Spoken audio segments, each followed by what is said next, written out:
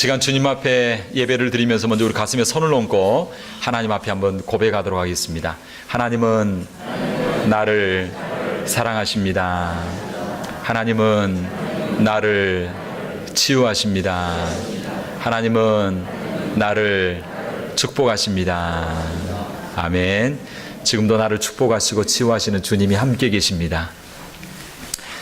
이런 말이 있습니다. 부전자전이라는 말이 있습니다. 아들이 아버지를 꼭 빼닮는다라고 하는 것이죠. 그래서 아들과 자녀들은 부모님의 모습, 모양뿐만 아니라 성격, 그 다음에 말, 행동 이런 것까지도 꼭 아버지를 닮고 어머니를 닮는 그런 모습을 봅니다. 저는 양치질을 하면 제가 원래 제가 그랬던 건 아닌데 양치질을 하고 나서 항상 저는 끝 마무리를 잘 합니다. 끝 마무리를 양치질을 하고 우르르 패하고 나서 그 다음에 칫솔을 놓을 때 저는 이렇게 한번 텁니다. 이렇게. 그래서 그 화장실 세면대 아니면 거기에 이렇게 털면 물이 잘 빠지잖아요. 그래서 제가 터는 습관이 있습니다. 그래서 그걸 이제 딱 꼽아 놓으면 좀 깨끗해지더라고요. 근데 제가 그런 모습을 언제부터 봤는지 모르지만 우리 애들이 꼭 양치질하면 이렇게 털고 그래서 1층에 있다가도 탁탁 소리 나면 아 양치했구나 이런 그런 모습이 있더라고요. 지지난주인가요? 한 달 전에 우리 레승미 집사님이 동영상을 하나 보여줬는데 그 사진을 한번 볼까요? 사진을 보면 꼭 부모를 좀 닮잖아요. 기도하는 부모 밑에는 자녀들이 기도하고요. 엄마 아빠가 TV 보기 좋아하면 애들도 꼭 걔까지도 TV 보고 막 그러잖아요. 근데 우리 레승미 집사님이 동영상을 한번 보여줬는데 제가 너무 놀라웠어요. 그 쌍둥이 조카들 같은데 쌍둥이 맞나요? 손자들 얘들이 그냥 방 안에서 주야 주여 막 외치고 막 기도를 하는데 막 통성으로 온 집안이 떠나더라 막 주야 믿습니다 주여 하면서 설교를 하고 막 기도를 그리 하더라고요. 얘가 어디서 배워서 그런가 그랬더니 자기 아버지 어머니가 아마 그렇게 하는 것 같아요. 그 아이들이 아버지 어머니의 모습을 보고 그처럼 집에서 그냥 얘가 1분도 아니고 한 몇 분을 그렇게 하더라고요. 막 기도하고 막 설교를 하고 막 하는데 혹시 목사님이세요? 아니죠. 근데 그 조카들이 손자들이 그렇게 기도하는 모습을 보면서 그 부모님이 그렇게 기도를 하는구나 집에서 그렇게 부르짖어 통성으로 집에서 기도하는구나 라는 그런 생각을 가지게 되었습니다. 아이들이 엄마 아버지의 그런 모습을 담는 것을 보면 부모로서 마음이 흐뭇하고 기쁨이 있습니다. 우리 하나님도 마찬가지십니다. 하나님 우리를 택하시고 부르신 이유가 무엇이겠습니까? 하나님께서 우리를 부르신 이유가 무엇입니까? 하나님께서 나를 부르신 목적이 무엇입니까? 하나님이 나를 구원하신 이유가 무엇입니까? 하나님 자녀가 되어서 편안하게 안락하게 아무 일 없이 잘 살도록만 부르셨을까요? 오늘 본문은 하나님께서 우리를 부르신 목적이 있다라고 말하고 있습니다. 하나님은 우리를 부르신 목적이 무엇입니까? 그것은 바로 예수 그리스도를 닮게 하기 위함이다 라고 말씀하고 있습니다. 하나님께서 우리를 창조하신 목적이 무엇인가? 내가 이 땅에 존재하는 목적이 무엇인가? 그것은 바로 예수님을 닮게 하도록 하기 위한 것을 말씀하고 있습니다. 자녀가 부모를 닮듯이 예수 그리스도를 닮을 수 있는 저와 여러분 되기를 주의 이름으로 축원합니다. 예수님 믿고 구원받았으면 이제 예수님 닮은 인격이 나와야 됩니다. 예수님 닮은 성품이 나와야 됩니다. 예수님 닮은 말이 나와야 되고 예수님 닮은 삶이 나와야 됩니다. 그래서 예수님 닮은 삶을 통하여 하나님의 영광이 드러나고 하나님 기뻐하신 아름다운 일들이 일어나기를 원하신다라고 하는 것입니다. 우리 매일의 삶의 순간순간마다 예수님이면 어떻게 할까? 예수의 향기를 바라고 예수님의 능력과 예수님의 역사를 드러낼 수 있는 저와 여러분들이 되어야 될 줄로 믿습니다. 성경은 이것을 뭐라고 말하냐면 어린아이의 신앙이 아니라 아비의 신앙, 영적 아비와 영적 어미의 어른의 신앙이라고 말하고 있습니다. 이것을 성경으로 신학적으로는 뭐라고 말하고 있냐면 성화라고 말합니다. 성화. 예수 믿고 구원받는 것으로 끝나는 것이 아니라 계속해서 주님을 닮아가고 주님을 알아가고 범사의 그리스도에 이르기까지 말이나 행동이나 성품이 닮아가는 이 과정을 성화라고 하는 것입니다. 오늘 성경에도 그렇게 말하고 있습니다. 하나님이 미리 아신 자들로 또한 그 아들의 형상을 본받게 하기 위하여 미리 정하셨으니 이는 그로 많은 형제 중에 맏아들이 되게 하려 하십니다. 그러면서 뭐라고 말하냐면 미리 정하신 그들을 또한 부르시고 부르신 그들을 의롭다 하시고 의롭다 하신 그들을 또한 영화롭게 하셨느니라.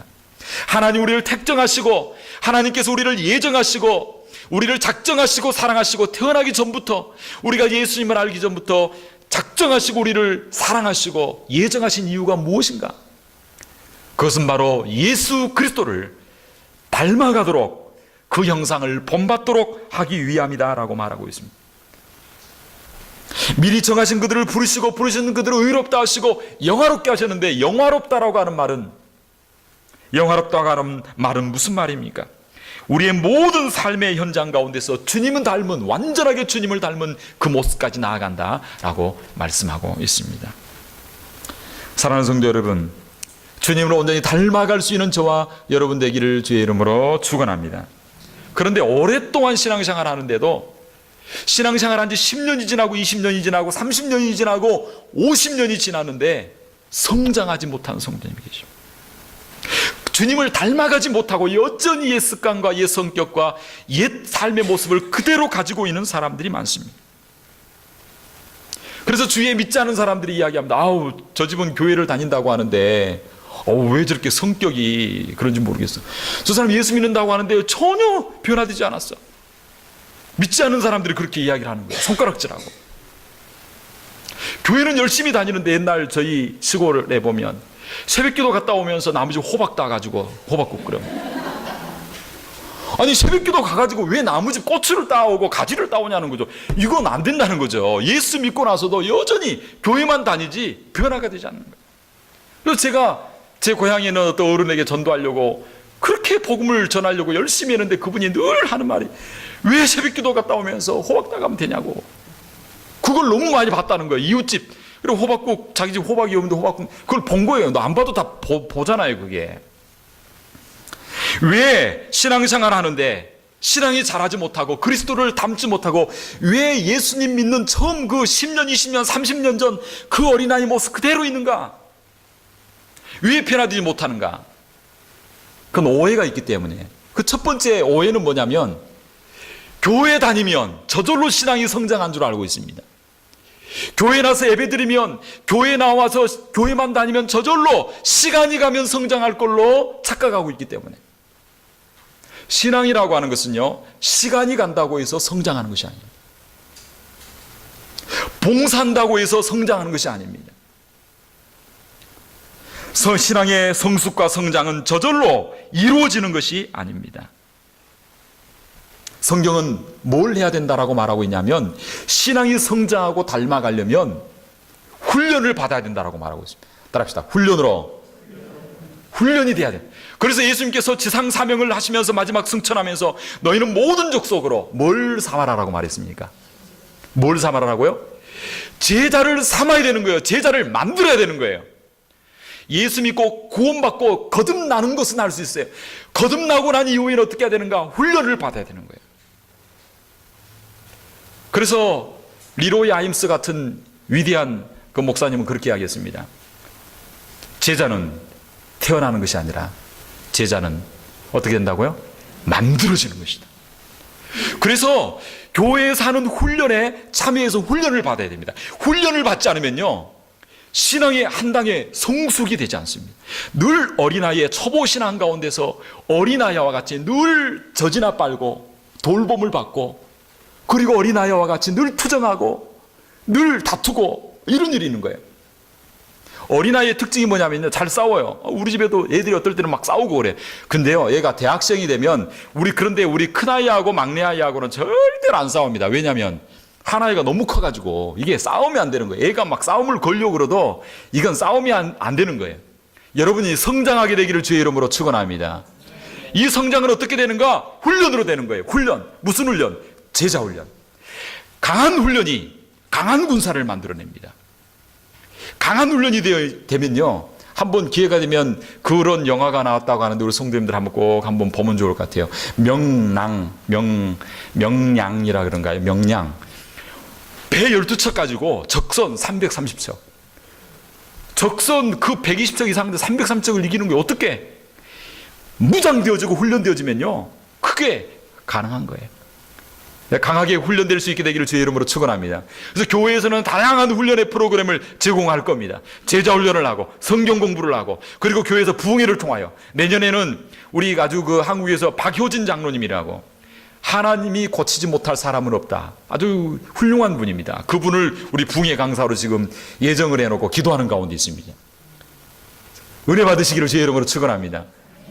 내년에는 또 큐티 훈련, 이런 어떤 그 계획을 가지고 좋은 강사를 불러다가 우리 성도들이 어떻게 매일 말씀과 동행할 건가, 큐티 훈련을 하려고 지금 아주 좋은 강사를 지금 섭외하는 가운데 있습니다. 이런 교회에서 제공하는 제자 훈련이나 여러 가지 부흥회나 여러 가지 교육이나 신앙 세미나나 이런 것에 열심히 참여하면요, 한 단계 팍팍팍팍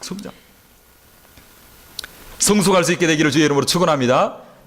시간이 간다고 신앙이 성장하는 게 아니라 훈련을 받아야 됩니다. 말씀으로 훈련을 받고, 그래서 주님도 제자를 3년 반 동안이나 데리고 다니면서 훈련시켰습니다. 그래서 세상을 변화시키는 위대한 사람이 되어졌다는 것입니다. 근데 왜 사람들이 두 번째 성장하지 못한 이유가 있습니다. 왜 그러냐면 주님을 닮아가는 것이 내 인생의 삶의 목표인지를 모른다는 거예요. 주님을 닮는 것은요, 우리를 구원하시고 부르신 목적이 무엇인가? 그것은 바로 우리가 주님을 닮도록 불렀다는 거예요. 주님을 닮도록, 주님을 범사의 그리스도에까지 닮아갈 수 있는 저와 여러분이 되어야 될 줄로 믿습니다. 예수님을 닮아가고 성화되어지고 예수님을 닮아가는 것은 내가 해도 되고 안 해도 되는 것이 아닙니다. 이것은 반드시 해야 되는. 그래서 오늘 성경에도 말하고 있습니다. 미리 아신 자들로 또한 그 아들의 형상을 본받게 하기 위하여 미리 정하셨으니, 아들의 형상을 본받고 범사의 그리스도에게 자라도록 하기 위하여 우리를 부르셨습니다. 그런데 내 삶의 목표가 주님을 닮아가는 것을 모르기 때문에 관심을 가지지 않습니다. 자라가려고 생각하지 않는다는 것입니다. 그래서 릭 워렌이라고 하는 목사님이 이런 이야기를 했습니다. 목적이 이끄는 삶이라고 하는 책에 보면 그런 237페이지 보면 그런 내용을 말하고 있습니다. 하늘에 계신 우리 아버지가 우리에 대해 가지고 계신 목표는 우리가 성숙해서 그리스도와 같은 성품을 갖는 것이고 그리스도와 같은 사랑과 겸손의 섬김의 삶을 사는 것이다. 하지만 슬프게도 수많은 크리스천들이 나이는 들지만 성장하지 않는다. 영적으로 계속 기저귀를 차고 젖병을 빨며 영적 유아 상태에 머물러 있다. 왜냐하면 그들은 성장하려고 의도한 적이 없기 때문이다. 그들은 복 받는 것에 대해서, 성공하고 잘되고 형통하는 것에 대해서, 좋은 학교, 좋은 직장, 좋은 학위, 사업이 잘되고 건강하게 사는 것에는 관심을 가지고 민감하지만, 그러나 주님을 닮아가려고 하는 곳에 대해서는 무관심하다라고 이렇게 이야기하고 있습니다. 사랑하는 성도 여러분, 우리가 주님을 닮아가는 것은 내 삶의 목표이고, 그리고 나를 부르신 이유인 것을 알고 주님을 닮아가기 위하여 애쓰고 노력할 수 있는 저와 여러분 되기를 주의 이름으로 축원합니다. 우리가 예수님을 영접한 순간 그것으로 끝나는 것이 아닙니다. 내가 예수 믿고 구원받는 순간 그것으로 끝나는 것이 아닙니다. 그것은 신앙의 완성이 아니라 신앙의 시작입니다. 주님 앞에 성장하고 자라갈 수 있는 우리 성도들이 되기를 주의 이름으로 축원합니다. 저는 우리 교회에 속한 모든 성도님들은 모두가 다 범사의 그리스도에까지 자라서 일당 백, 일당 천, 일당 만의 사역을 감당할 수 있는 훈련된 제자, 능력 있는 그리스도인, 거룩한 파워가 있는 세상을 변화시키는 공동체, 우리 성도님들이 되기를 주의 이름으로 축원합니다. 할렐루야. 그렇게 성장하고 자라도록 하기 위해서 하나님께서 우리에게 4가지 은혜의 방편을 주셨습니다. 우리가 성장하고 자라도록 하기 위해서, 주님을 닮은 범사의 그리스도에까지 자라도록 하기 위해서 4가지의 성장 방편을 주었습니다. 그것이 무엇일까요? 그것은 첫째로 성령 하나님이십니다. 하나님께서는 우리에게 성령을 선물로 보내주셨습니다. 그래서 우리가 주님을 닮아갈 수 있도록 잘 돕는 보혜사를 우리에게 보내셨다라고 하는 것입니다. 사실 우리가 그리스도를 닮아가고 그리스도에까지 자라가는 것은 내 힘으로 되는 것이 아닙니다. 내가 결심하고 내 의지로 주님을 닮아가겠다라고, 주님의 성품을 내가 개발하겠다고, 주님의 성품을 내가 만들어가겠다라고 내가 노력해서 얻는 것이 아닙니다. 주님을 닮아가는 것은 전적으로 성령의 역사하심인 줄로 믿습니다. 그리스도를 닮아가는 것은 모방이 아닙니다. 조금 모방은 할 수 있습니다. 조금 모양은 낼 수 있습니다. 그러나 시간이 가면, 그리고 하나님이 심판하실 때 그건 견디지 못합니다. 우리가 주님을 닮아가고 범사의 그리스도에까지 완전히 체질과 인격과 우리의 삶과 성품과 말과 삶이 달라지기 위해서는 어떻게 해야 되냐면, 우리 마음 가운데 주님이 들어오셔서 나를 다스리고 나를 통치하시고 나를 붙드시고 이끌어 주셔야 될 줄로 믿습니다. 무엇보다도 성령께서 내 마음 가운데 임하셔서 나를 가르치시고 내 마음과 생각을 다스리셔서 온전히 주님을 닮도록 하셔야만 이러한 놀라운 일들이 일어나게 된다라고 말씀하고 있는 것입니다. 그래서 갈라디아서 2장 20절, 내가 그리스도와 함께 십자가에 못 박혔나니 그런즉 이제는 내가 산 것이 아니요 내 안에 누가 사신 것이라고요? 그리스도께서 사신 것이라. 내 안에 그리스도께서 사시고 내 안에 성령께서 역사하실 때에 주님 닮은 제자가 될 줄로 믿습니다. 할렐루야. 그러려면 우리가 그렇게 고백해야 됩니다. 성령님, 내 마음 가운데 임하여 주셔서 나를 만져주시옵소서. 나의 모난 부분을 다듬어 주시옵소서. 성령님, 나를 다스려 주시옵소서. 주님 앞에 기도해야 될 줄로 믿습니다. 성령님, 내 삶의 주인으로 오셔서 내가 주님 닮은 사람이 될 수 있도록 주여 내 삶을 주께 드립니다. 주님, 나를 통치하시고 다듬어 주시옵소서. 기도할 때 우리 주님께서 우리 성도님들을 아름답게 변화시켜 주실 줄로 믿습니다. 우리의 하나님은요, 포기하지 않습니다. 왜 그러냐면 저와 여러분을 구원하시는데 너무 값진 희생을 하셨습니다. 지난 월요일 새벽기도 때 그런 이야기를 했습니다마는, 어떤 한 선생님이 계셨는데 선생님이 아이들에게 학생들을 가르치는데 너무 말을 안 듣는 거예요. 너무 장난치고 말을 안 듣고, 요즘은 선생님의 권위가 막 떨어져 가지고 얘들이 더 말 안 듣잖아요. 그래서 학원에서 공부는 열심히 하는데 학교에서는 공부 열심히 안 하잖아요. 그렇게 하면 안 됩니다. 아멘. 밖에서 기도원 열심히 다니는데 본교에 충성 못하고 그러게 하면 안 됩니다. 본교에 충성하고 열심히 해야 될 줄로 믿습니다. 그런데요, 이 선생님이 너무 힘들었어요. 그런데 갑자기 이 선생님한테 전화가 온 거예요. 무슨 전화가 왔냐면 자기 부인한테 전화가 왔는데, 자기 부인이 지금 산기를 느껴가지고 지금 출산을 하는데 빨리 오라고 하는 거예요. 그래서 병원에 가서 요즘은 한국에서도 그게 뭐 출산하는데 가서 보는가 봅니다. 근데 아이를 놓는데 그냥 부인이 그냥 막 용을 쓰고 얘를 놓는데 그냥 뭐 그냥 가슴이 쫄리고. 여러분 얘 놓은 거 보셨나요? 본 사람 별로 없죠? 예. 저는 봤습니다. 저는 우리 막내 태어날 때까지 진짜 그다음부터는 얘 못 놓겠다 싶더라고요. 그전에는 예전에는 자녀들이 좀 많이 있었으면 좋겠다 그런 생각이 가졌었는데, 셋째 놓고 난 이후에는 제가 이제 더 이게 고생을 해서는 안 되겠다 싶은 생각이 들더라고요. 근데 얘가 태어나는데 그렇게 어렵게 태어나는 모습을 보고 학교에 가서 보니까 얘들 보는 모습이 달라지게 된 거예요. 야, 쟤들도 지엄마가 그렇게 고생하고 났는데 다 고생하고 난 아이들 너무 귀하다. 그때부터 얘들이 귀하게 보기 시작하는 거예요. 얘들은 막 축복하고 그러는데 학교 분위기가 달라지기 시작합니다. 저와 여러분들도 마찬가지입니다. 예수님이 핏값 주고 저와 여러분들 태어난 줄로 믿습니다. 예수님이 이처럼 희생하셨는데 우리 하나님 가만두지 않습니다. 우리를 완전히 주님 닮은 모습으로 닮아갈 수 있도록 성령께서 강권하시고 역사해 주실 줄 믿습니다. 성령께서 역사하실 때 아멘. 주여 말씀하옵소서. 따라합시다. 주여 말씀하옵소서. 내가 듣겠나이다. 순간순간 주여 말씀하옵소서. 내가 듣겠나이다. 여러분 고백하고 나아갈 때 주님이 우리를 아름다운 성품으로, 아름다운 인격으로, 그리스도를 닮은 성품으로 바꿔주실 줄로 믿습니다. 하나님께서 우리를 성장하고 그리스도에까지 자라는 그 성장하고 자랄 수 있는 두 번째 방편을 주었는데, 그게 뭐냐면 둘째로는 따라합시다. 하나님의 말씀입니다. 하나님의 말씀인 성경을 우리에게 주었습니다. 우리가 영적으로 자라가려면요, 하나님의 말씀인 성경을 잘 먹어야 되는 것입니다. 어린아이가 자라가려면요, 어머니의 젖을 잘 먹어야 됩니다. 우유를 잘 먹어야 됩니다. 우리가 하나님 앞에 성장 성숙하기 위해서는 우리를 자라게 하고 온전하게 하고 변화시키는 하나님의 말씀을 잘 섭취하고 먹어야 되는 것입니다. 하나님의 말씀에는 능력이 있습니다. 하나님은 말씀으로 온 우주 만물을 창조하시고 지금도 말씀으로 이 지구를 붙들고 계시고 달을 붙들고 계시고 하늘의 온 우주와 별들을 붙들고 계시는 줄로 믿습니다. 그 창조의 능력 있는 말씀. 그리고 히브리서에는 뭐라고 말하고 있냐면 하나님의 말씀은 살았고 운동력이 있어 심령과 영과 혼과 관절과 골수를 어떻게 한다고요? 찔러 쪼개는 말씀입니다.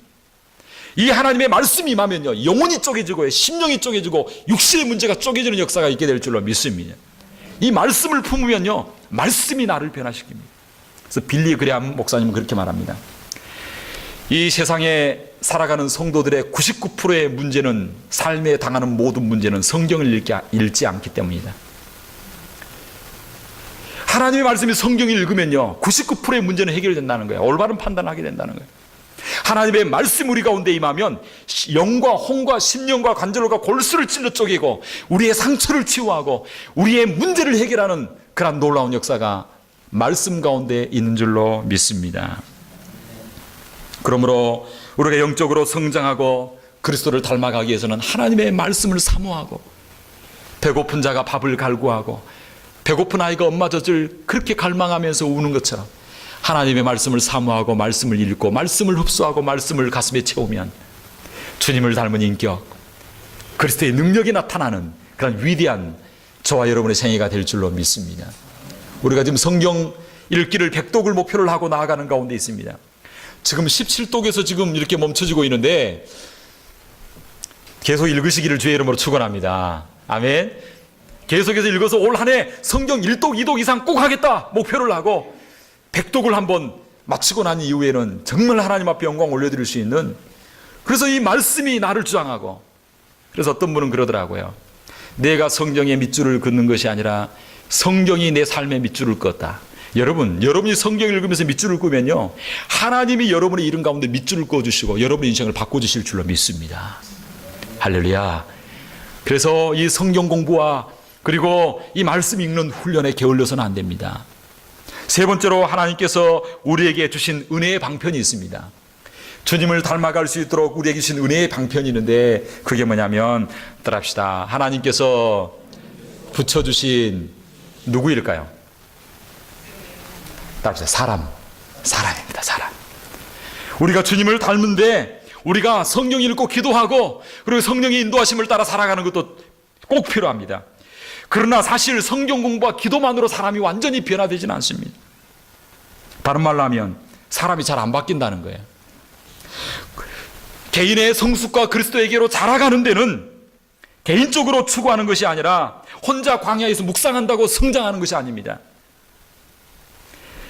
그리스도를 닮은 인격이 되기 위해서는 하나님께서 보내신 사람과 부딪히면서 서로 영향을 주고받으면서 서로 사랑하면서 서로 용서를 배우면서 자라가는 것입니다.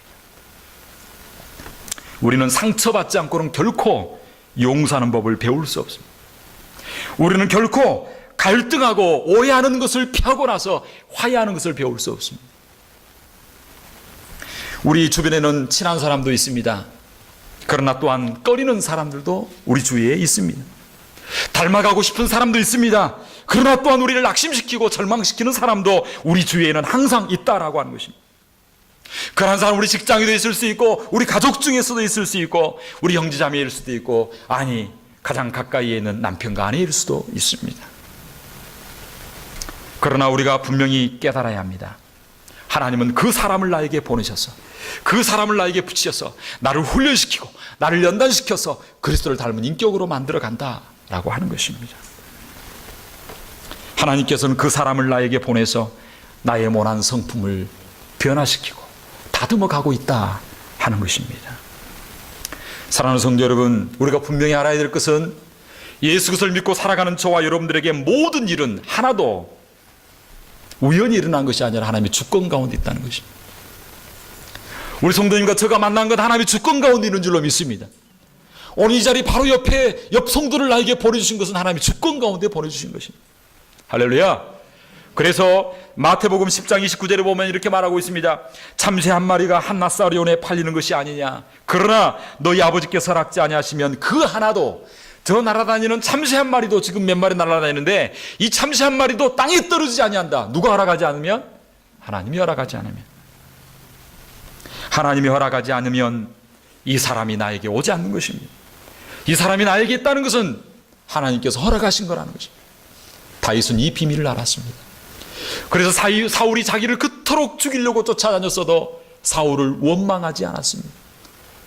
사울에게 복수하려고 하지 않았습니다. 나중에 압살롬에 의해서 반역을 당해서 쫓겨갈 때도 시므이, 베냐민 사람 시므이가 티끌을 날리며 그처럼 모욕했지만 자기 부하들에 가서 죽일까요 말했지만 다윗은 이렇게 말합니다. 저가 나를 저주하는 것은 여호와께서 다윗을 저주하라 하심이 아니겠느냐, 그냥 두어라 라고 성경은 말하고 있습니다. 요셉도 그렇습니다. 형들에 의하여 팔림을 받아 노예가 되었습니다. 온갖 고생하다 나중에 총리가 되었습니다. 나중에 형들을 만나게 되는데 만나자마자 복수하지 않았습니다. 두려워하는 형들에게 요셉은 뭐라고 말하냐면 이렇게 말합니다. 창세기 50장 20절에 보면 당신들은 나를 해하려 하였으나 하나님은 그것으로 선을 바꾸사 오늘과 같이 만민의 생명을 구원하게 하려 하셨습니다. 할렐루야. 요셉과 다윗은 자기 관계 가운데 일어나는 수많은 만남, 아프게 하고 힘들게 하는 자기 인생을 변화시키는 그런 아픈 만남이 있었을지라도 그 가운데 하나님의 섭리와 하나님의 뜻이 있었다라고 하는 것을 믿었습니다. 그래서 그 관계를 통하여 주님 닮은 아름다운 인격이 되었다라고 하는 것입니다. 오늘 나를 힘들게 하지만 그 보내주신 사람 때문에 하나님 앞에 감사할 수 있게 되기를 주의 이름으로 축원합니다. 할렐루야. 마지막 하나님께서 우리에게 보내주신, 우리가 그리스도를 닮도록 우리에게 주신 네 번째 은혜의 방편이 있습니다. 은혜의 방편입니다. 그게 무엇일까요? 첫 번째 성령 하나님, 둘째 뭐라고요? 말씀, 세 번째 뭐라고요? 사람, 그 다음에 네 번째 뭐라고요? 따라합시다. 고통이라고 하는 거죠. 고통. 그래도 안 변화됩니다. 막 사람을 부지런히 보냈습니다. 목사를 보내고 장로님을 보내고 권사님 보내고 성도님 보내고 남편을 보내고 막 보냈습니다. 그래도 안 변화됩니다. 자기중심이 변화되어 있으면 자존심이 안 깨집니다. 옛습관 옛자를 버리지 못합니다. 그러면 하나님께서 특별히 쓰시는 네 번째 방법이 있습니다. 여기까지 가지 않게 되기를 주의 이름으로 축원합니다. 네 번째 방편이 뭐냐면 바로 고난이라고 하는 것입니다.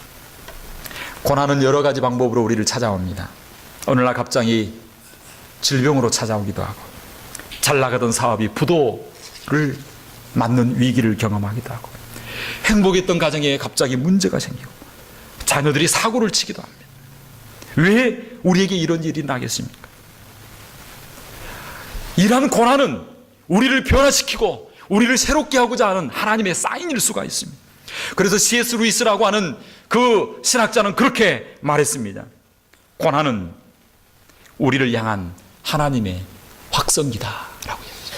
너무 못 들으니까 고난을 통해서 하나님은 고치기를 원하시고 주님 닮기를 원하신다라고 하는 것입니다. 하나님은 요셉이 감옥에 갇히지 않도록 하실 수 있었습니다. 하나님은 다윗이 사울에게 쫓기지 않도록 하실 수 있었습니다. 하나님은 다니엘이 사자굴에 갇히지 않도록 하실 수 있었습니다. 그런데 왜 하나님은 가만두셨습니까?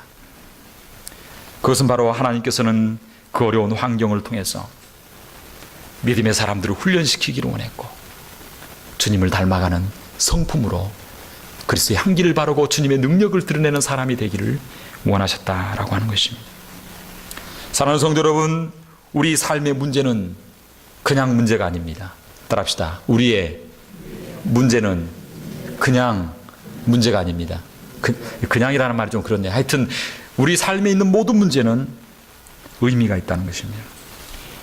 만일 하나님께서 허락한 고난이라면, 만일 우리가 기도했음에도 불구하고 일어난 고난이라면, 그 일을 통하여 우리가 더 하나님을 의지하고 더 하나님 닮아가도록 하기 위한 하나님의 특별한 축복의 방편이라고 하는 것입니다.